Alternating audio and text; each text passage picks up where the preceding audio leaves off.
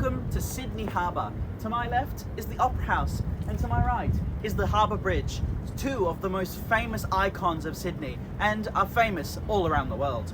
Today I will be crossing the Tasman Sea on board an airline you're not expecting me to be crossing, and that being China Eastern Airlines on an A330 in business class in just over 3 hours time.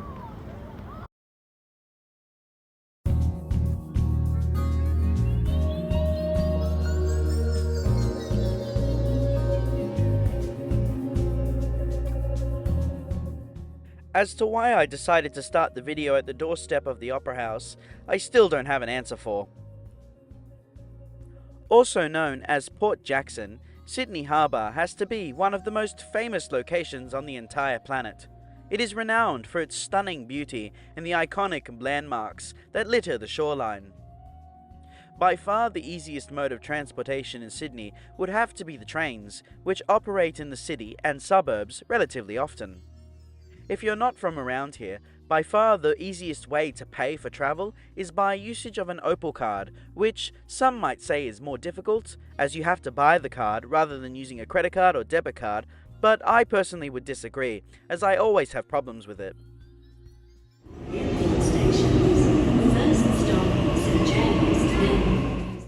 To get to the airport, ensure you catch the green airport line to Walleye Creek and MacArthur. Having arrived at the airport, I quickly proceeded upstairs to departures.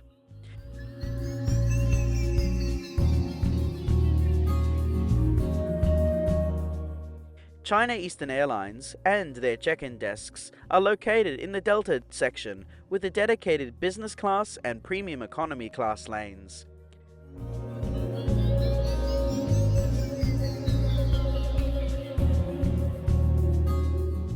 Check-in was a breeze and took no time at all. Once I had dropped off my bag, I was invited to the Qantas business class lounge by the check-in agent. First and business class passengers have their own dedicated premium lane here at Sydney, which is far off to the left of the building. Unfortunately, due to Australian law, I cannot film inside the customs area, so I have nothing to show. Once I had cleared security and immigration, I quickly proceeded through towards duty-free and towards the lounge. China Eastern Airlines business class passengers are entitled to use the Qantas International Business Class Lounge prior to their flight's departure. This particular lounge is located up the stairs and next door to the Qantas First Class Lounge. In my findings, I have found that this lounge is almost always busy, with very few times when the lounge is quiet. However, in today's case, the lounge wasn't that busy, and was a little bit more on the quiet side, as all the passengers of the early morning rush hour flights had already left. Inside the lounge is a fairly large amount of space, featuring a wide variety of seating choices. I generally choose the window, but there are many more options, such as couches, workstations, or a formal dining area. There is a very large, extensive menu covering all the basics and more, such as cakes and muffins, a DIY coffee station, including tea, a selection of different condiments, a self-serve pancake maker. There are also jams and other spreads, scrambled eggs, bacon and pork sausages, hashed browns, baked beans, different breads and salads, self-serve beer, wine and spirits, soft drinks, juices, specifically orange and pineapple, fresh fruit, and a large selection of pastries.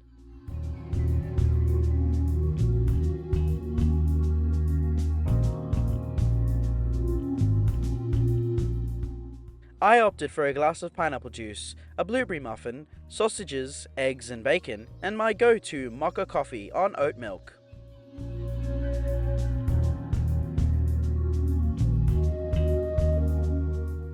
Whilst I was eating brekkie, a certain A330 appeared on short final to runway 16 left. In the lounge are 2 dedicated bathrooms tailored for each gender. Later on, a Qantas staff member convinced me to try their, quote, freshly made chocolate mud cake, which was just a mud cake from Woolies.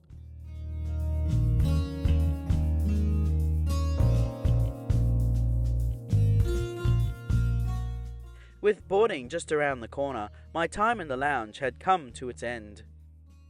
Generally speaking, walking to the majority of gates from this lounge is between a 5 and 10 minute walk.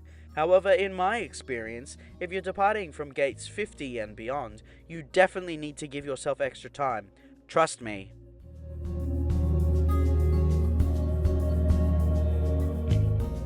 Upon arriving at my gate for today's flight, I got an up-close and personal look at the aircraft that'll be flying me to New Zealand, which today is an Airbus A330-200, registered as Bravo 5938. She was built in late spring of 2013 at Airbus's final assembly line in Toulouse, France. She was delivered brand new to China Eastern later that same year, making this aircraft 10.5 years old. Boarding today commenced on time in a fairly organized manner, starting with economy? Yeah, it's kinda weird. Economy boards first on China Eastern Airlines. Their A330s are laid out in a two-class configuration, with 30 business class seats in a 222 layout and 204 standard economy class seats in a 242 layout. Originally, I was supposed to be seated in 11 Lima, the last row in business, but at the last minute my seat was changed to 6 Lima, the first row on the right-hand side.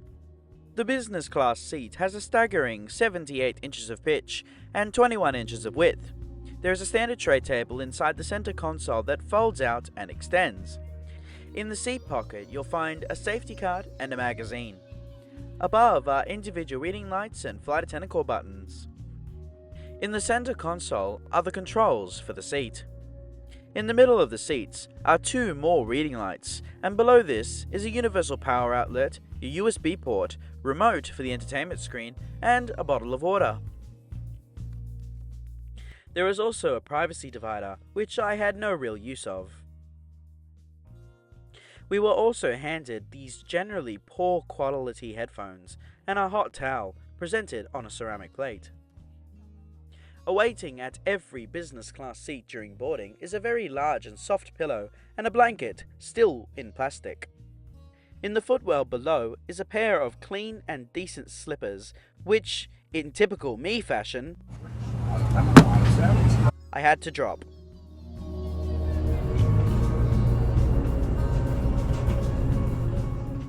We pushed back from gate 35, 10 minutes behind schedule.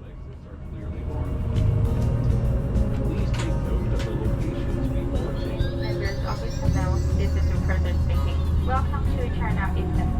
This flight is punctual our flight. Our flight time is about 2 hours and 40 minutes. Now we are ready for departure. Please fly. If you want to upgrade business class, please contact the cabin crew. Thank you.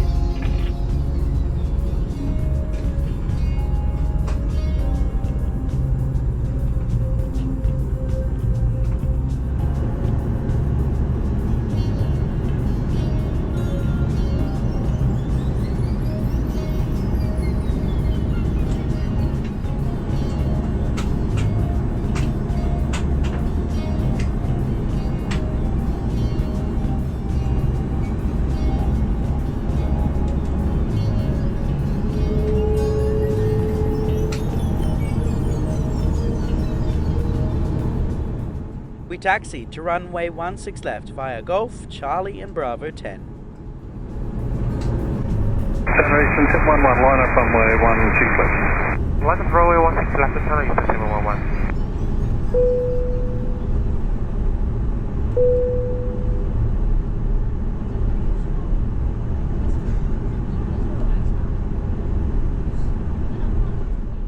Now please enjoy this unedited takeoff.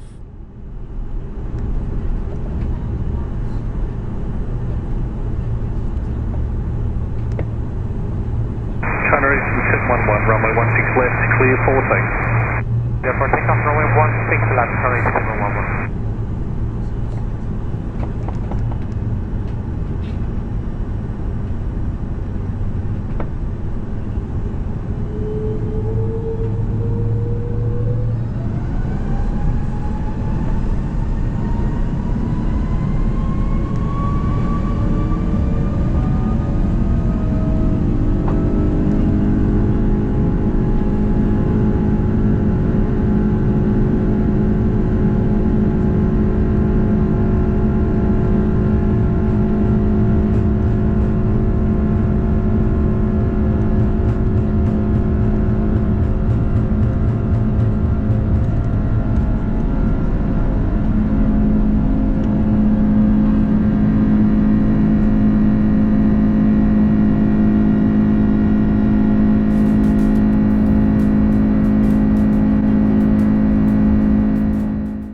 After takeoff, we turned left following the standard instrument departure off of runway 16 left.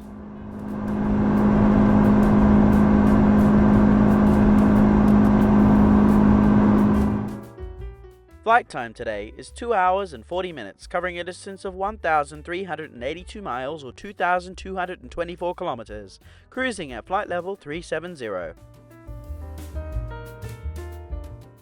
Within the first minute after departure, we flew directly over the Kurnell Peninsula, which conveniently was shrouded by low-level clouds.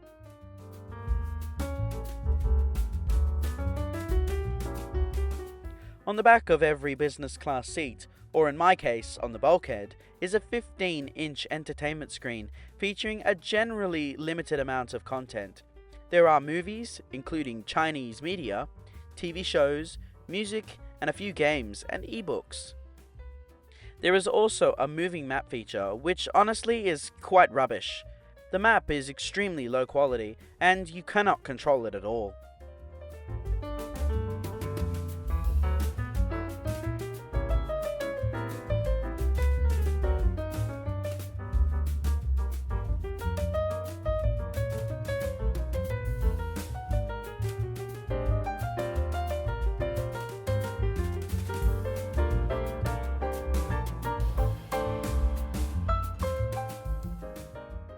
There is onboard Wi-Fi, which is free for business class, but in my findings I really couldn't get it to work.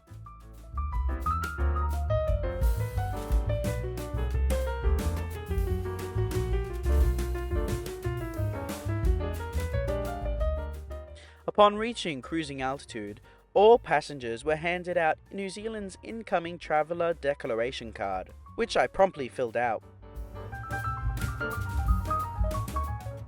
Around 10 minutes later, another hot towel was served, which was followed by my tray table being set for lunch or for dinner, whatever you want to call it.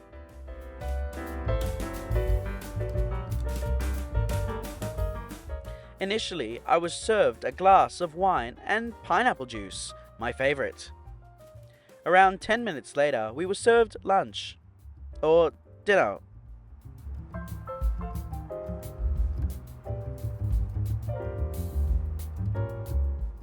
Today, I decided on the Chinese option, which was chicken and rice wrapped in a banana leaf, as well as a selection of dumplings filled with chicken and pork. As side dishes, I was served a simple salad with no dressing, and a fruit salad. What I did like is that I was served metal chopsticks.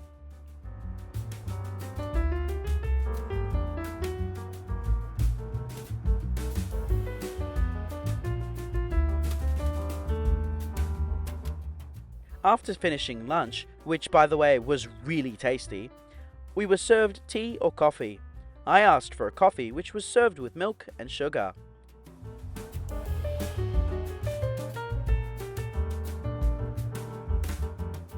Later, I decided to try the bed, and in typical Casey Neistat format, the bed is flat. It's very flat.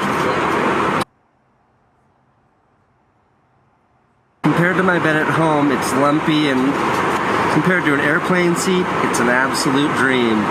Ooh, food's here. On board the aircraft are 7 bathrooms, 2 for business and 5 for economy, with everything you typically expect to find inside. However, considering this is a business class bathroom, there are a few extra amenities, such as hand creams, lotions, and a razor kit for men.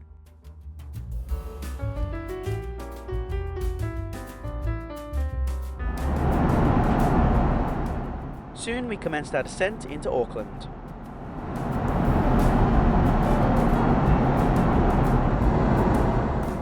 With the sun slowly drifting below the horizon ahead of us, it was a race against time to land before the last bit of light faded.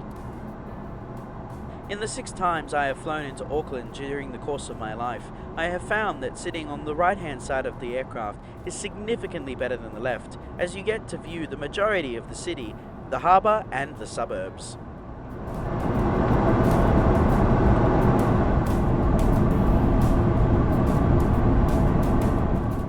I think you'll agree that today's flight, specifically the final approach, has to be one of the most gorgeous I've ever seen, mainly considering we were landing at golden hour.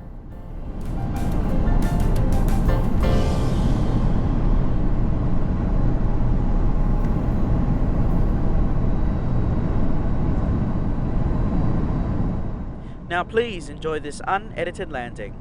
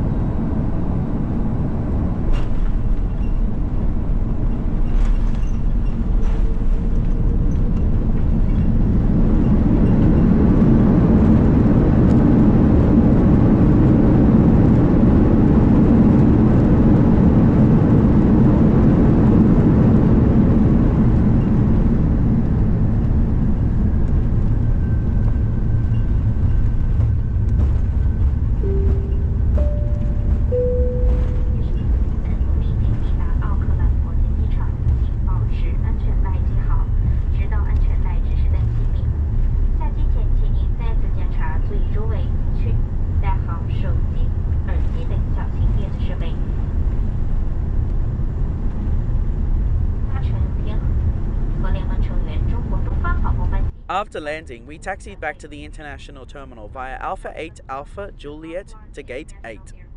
Please keep your seatbelt fastened into the seatbelt sign. We pulled into the gates perfectly on time. As the crew opened the door and allowed all passengers to disembark, I gave myself time to reflect on today's experience on board China Eastern Airlines. China Eastern Airlines is, in my opinion, one of the most affordable ways of crossing the Tasman. At only $530 Australian for a one-way business class flight, it is by far the cheapest business class ticket, and well, it shows. The boarding process was a little weird, having economy board first. Maybe it was for families and those with restricted movement. I'm still not very sure. The seats on today's flight were old, clean and well maintained, but a relic in comparison to their more modern and stylish business class, which is featured on their A350s and 777s, and some of their A330s have been retrofitted with these seats. I will be honest, I was a little bit let down when I saw these seats, but I couldn't complain that considering I was flying in business. The service by the crew was top notch, with everything down to the last detail being of class and elegance. The real reason for my seat change is because the crew asked if I would like to have a full row of business to myself, which was row 1, or as China Eastern labels it, row 6, was the only option. The food served on board today, despite not being my usual choice, was flavorful and delicious. It was quite unique having dumplings for lunch on a plane, a nice change to the usual chicken, beef or lamb dish that I'm served. There are obviously Western dishes available, to which I was initially going to have, but I decided to be risky, and well, it paid off. In regards to amenities, there aren't many, because you don't really get an amenity kit on board, but the things that you do get in the bathroom, or are presented to you, i.e. the slippers and shaving kit and creams, are quite nice. Now, bringing this whole video to a close, what are my final thoughts? Well, I would definitely fly this route again, on this airline. However, to give myself a little bit of variety, I will not be flying on China Eastern again, specifically this route. But they are quite good, and if you ever get the chance, I'd highly recommend you to give them a go. Thank you so much for watching this video. I hope you enjoyed it. Please like, comment and subscribe. Make sure to check out my other videos I have on my YouTube channel. And also, I now have a Discord server. Feel free to join, link at the top of the description. And don't forget to ring that notification bell if you enjoy my content. And if you want to see more, I post my videos every Friday at 8 PM Sydney time. And hope to see you again in the next one. See you later!